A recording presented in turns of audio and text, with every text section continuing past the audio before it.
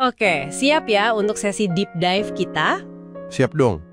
Kali ini kita mau ngulik bareng konsep kunci soal keselamatan dalam kekristenan.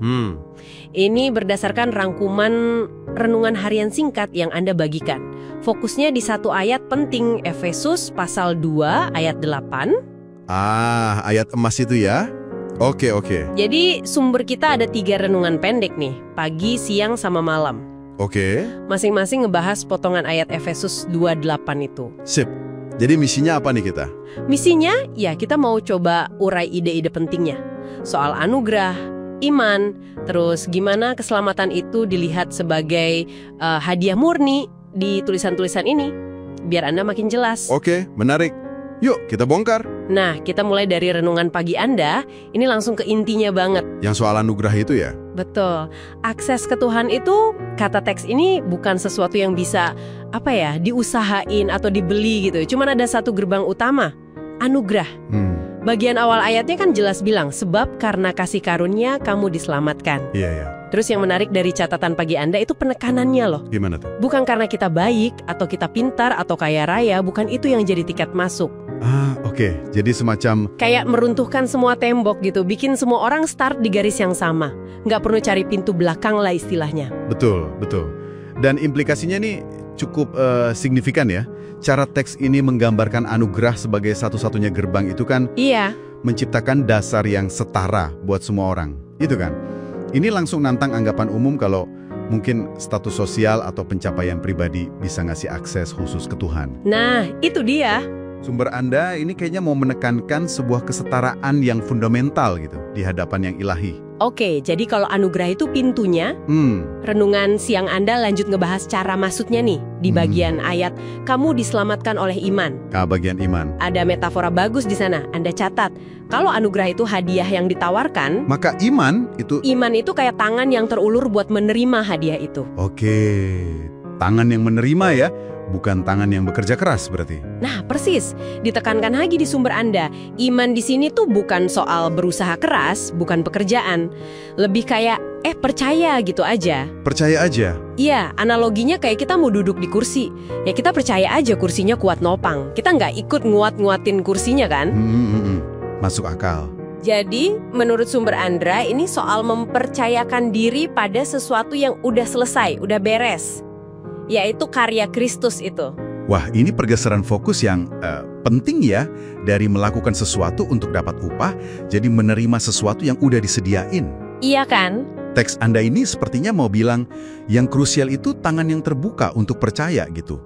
Bukan tangan terkepal yang mau usaha sendiri atau malah nolak pemberian. Kalau ditarik ke gambaran lebih besar, iman di sini fungsinya jadi kayak jembatan personal gitu yang nyambungin kebutuhan kita sama anugerah yang ditawarkan Tuhan itu. Oke, nyambung. Nah, terus kita sampai di renungan malam nih. Dan bagian akhir ayatnya. Yang mana tuh? Itu bukan hasil usahamu, tetapi pemberian Allah. Nah, ini nih yang bikin makin jelas. Dipertegas lagi ya? Banget. Teksnya kayak ngulang-ngulang poin ini, seolah mau mastiin kita bener-bener nangkap. Ini tuh 100% hadiah. Bukan separuh usaha, separuh hadiah gitu ya? Bukan, murni pembelian, gitu katanya. Lantas, konsekuensinya apa dong kalau gitu? Nah, menurut catatan Anda, akibatnya itu kita jadi bebas. Bebas dari beban berat untuk merasa pantes atau layak nerima keselamatan. Beban kelayakan ya? Iya, malah sumbernya bilang, kita tuh nggak akan pernah bisa pantas pakai standar itu. Justru karena kita nggak pantas itulah, makanya hadiah ini jadi luar biasa. Murni banget anugerahnya. Dan renungan malam itu juga nyinggung soal perubahan identitas kan ya, yang Anda catat itu. Betul. Gimana tuh? Dari yang tadinya mungkin merasa kayak pekerja yang capek ngejar upah, jadi penerima hadiah yang bisa istirahat. Wah, dalam ya. Ada semacam kelegaan psikologis di situ.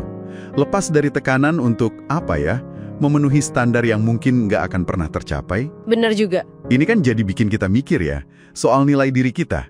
Sebenarnya didasarkan pada apa sih? Apa yang kita raih? Atau pada fakta bahwa kita diterima tanpa syarat, seperti yang digambarkan oleh konsep anugerah ini? Pertanyaan bagus tuh. Jadi, kalau kita coba rangkum ya alur dari ketiga renungan Anda ini. Oke. Anugerah itu satu-satunya pintu masuk. Sip. iman itu tangan yang menerima, bukan usaha. Betul. Dan seluruh paket keselamatan ini murni hadiah, gak bisa diusahain sama sekali. 100% pemberian. Nah, pertanyaannya sekarang, buat Anda yang dengerin nih, apa artinya semua ini buat Anda pribadi? Ya, ini pertanyaan penting. Mungkin lepas dari keyakinan spesifik Anda ya, tapi coba renungin deh. Gimana sih gagasan soal penerimaan tanpa syarat, seperti yang disajiin teks-teks ini, bisa ngaruh ke cara Anda mandang diri sendiri? Atau mandang orang lain? Apa bedanya gitu kalau kita menjalanin hidup, entah itu kerjaan, hubungan, atau apapun, dengan mentalitas sebagai penerima dibanding sebagai pejuang yang harus terus-terusan buktiin diri? Menarik itu perbandingannya. Penerima versus pejuang. Dan mungkin satu pemikiran terakhir ya buat Anda bawa pulang. Murni dari teks ini. Silakan. Renungan malam tadi kan bicara soal istirahat sebagai penerima hadiah. Iya. Ini kayaknya memunculkan pertanyaan lanjutan deh. Kalau kita ikutin logikanya, kalau di awal, anugerah dan iman itu soal menerima. Terus gimana dan bentuk keseharian orang yang udah menerima hadiah tak ternilai ini? Gimana penerimaan awal itu kelihatan dalam tindakan, dalam sikap sehari-hari? Nah, itu sesuatu untuk Anda pikirkan lebih lanjut.